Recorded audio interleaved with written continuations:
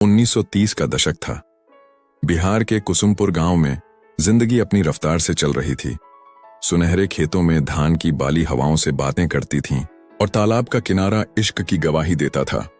गांव का पुराना रेल स्टेशन, जो अंग्रेजों के जमाने का था, हर रोज तांगे वालों की आवाजों से गूंजता। पर इस गांव के दिल में एक दर्द छिपा था, अंग्रेजी हुकूमत का जुल्म और जमींदारी का शोषण।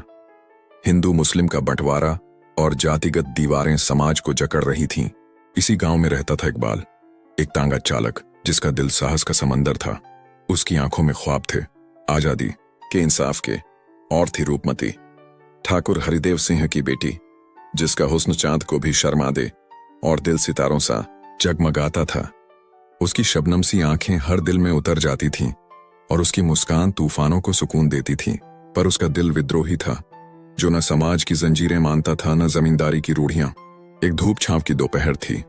कुसुमपुर का रेल स्टेशन यात्रियों से भरा था। इकबाल अपने तांगे पर सवार यात्रियों को बुला रहा था। तभी उसकी नजर पड़ी एक हुस्न की मल्लिका पर, जिसके कदमों तले जमीन भी झुकने को बेकरार थी। वो थी रूपमती, जो स्टेशन पर उतरी थी अपने नौकरानी के साथ। उसने इकबाल के तांगे की ओर देखा और कहा, भैया हमें राजमहल ले चलो। इकबाल का दिल धड़क उठा। उसने तांगा चलाया, पर उसकी आंखें बार बार रूपमती के नूरानी चेहरे पर ठहर रही थीं। रास्ते में रूपमती ने पूछा, तुम्हारा नाम क्या है तांगे वाले? इकबाल, मेम साहब, उसने जवाब दिया और उसकी आवाज में एक अजीब सी कशिश थी। इकबाल, बड़ा अच्छा नाम है, रूपमती ने मुस्कुराते हुए कहा। क्या तुम्हें इस गांव की हर गली का रास्ता पता है? हाँ मेम साहब, इकबाल ने कहा, मगर कुछ रास्ते ऐसे हैं जो दिल से दिल तक जाते हैं। रूपमती हंस पड़ी और उसकी हंसी ने इकबाल के दिल में इश्क की पहली चिंगारी जला दी। दिन बीतते गए और इकबाल का तांगा अब हर रोज रूपमती के लिए रुकने लगा। कभी स्टेशन, कभी तालाब के किनारे। दोनों की मुलाकातें बढ़ने लगीं। तालाब के किनारे, जहां चांदनी रात में पानी पर नाचती थी, दोनों अपने दिलों की बातें बांटते।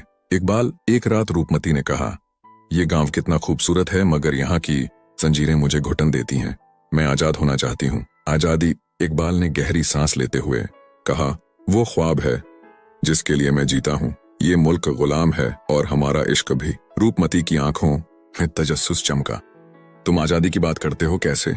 इकबाल ने उसे अपने गुरु रमजान चाचा की बातें सुनाई, जो पुराने स्वतंत्रता सेनानी थे।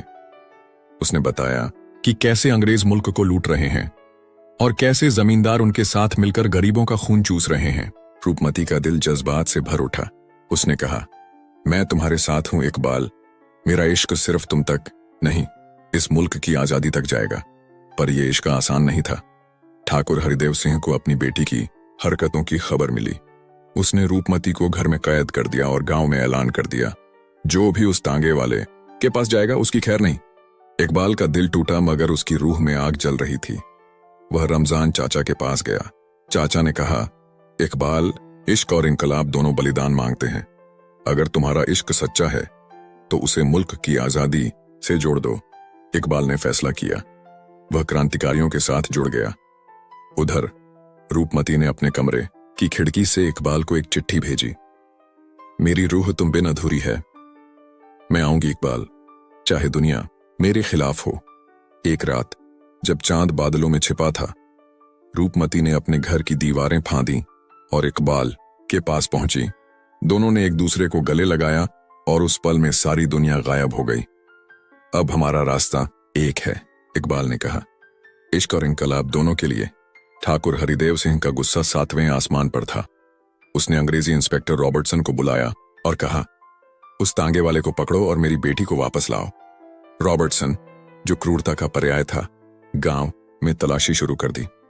उसने हिंदू मुस्लिम दंगे भड़काने की साजिश रची ताकि इकबाल और रूपमती को देशद्रोही ठहराया जाए। गांव में अफरा तफरी मच गई। इकबाल और रूपमती को भागना पड़ा। लाला अमर सिंह, जो गुप्त क्रांतिकारी था, उन्हें अपने घर में पनाह दी।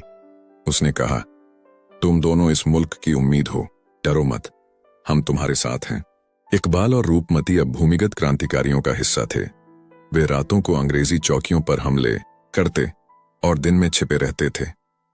उनका इश्क अब सिर्फ दो दिलों का मेल नहीं था, वो मुल्क की आजादी की मशाल बन चुका था। एक रात मिस एलिजाबेथ, जो एक ब्रिटिश अधिकारी की बेटी थी, रूपमती के साहस से प्रभावित होकर उन्हें गुप्त रूप से हथियार दिए। उसने कहा, तुम्हारी जंग मेरे लिए प्रेरणा है। इकबाल की मां बीबी जान ने भी अपने बेटे का साथ दिया। उसने कहा, बेटा, तुम्हारी राह कठिन है, मगर सच्चाई की राह हमेशा कठिन होती है। एक बड़े विद्रोह की योजना बनी। इकबाल और रूपमती ने फैसला किया कि वे अंग्रेजों की सभा में देसी बम फेंकेंगे, पर साजिश का पता चल गया। रॉबर्टसन ने उन्हें घेर लिया। इकबाल जेल में बंद था, मगर उसने हार नहीं मानी। एक रात अपने दोस्त जग्गू की मदद से वह जेल से भाग निकला। आखिरी रात थी। कुसुमपुर की सभा में अंग्रेज जश्न मना रहे थे। इकबाल और रूपमती ने एक दूसरे की आंखों में देखा। इकबाल ने कहा, रूपमती, अगर आज हमारी रुखसत हो तो भी हमारा इश्क अमर रहेगा। रूपमती ने मुस्कुराते हुए कहा, इकबाल, ये इश्क सिर्फ हमारा नहीं, इस मुल्क का है। दोनों ने बम फेंका। धमाका हुआ और सभा में अफरा तफरी फंस गई, मगर रॉबर्टसन की गोलियों ने उन्हें घेर लिया। दोनों ने एक दूसरे का हाथ थामा और आखिरी सांस तक मुस्कुराते रहे। इकबाल और रूपमती की शहादत ने कुसुमपुर में इनकलाब की आग जला दी। गांव गांव उनकी दास्तान गाई जाने लगी। अंग्रेजी हुकूमत के खिलाफ आंदोलन और तेज हुआ। आज जब चांदनी रात में तालाब का पानी चमकता है, कुसुमपुर के लोग कहते हैं कि इकबाल और रूपमती की रूहें अभी भी वहां नाचती हैं। उनका इश्क और उनका इनकलाब हमें सिखाता है कि सच्चाई और आजादी की राह पर चलने वालों को कोई जंजीर बांध नहीं सकती।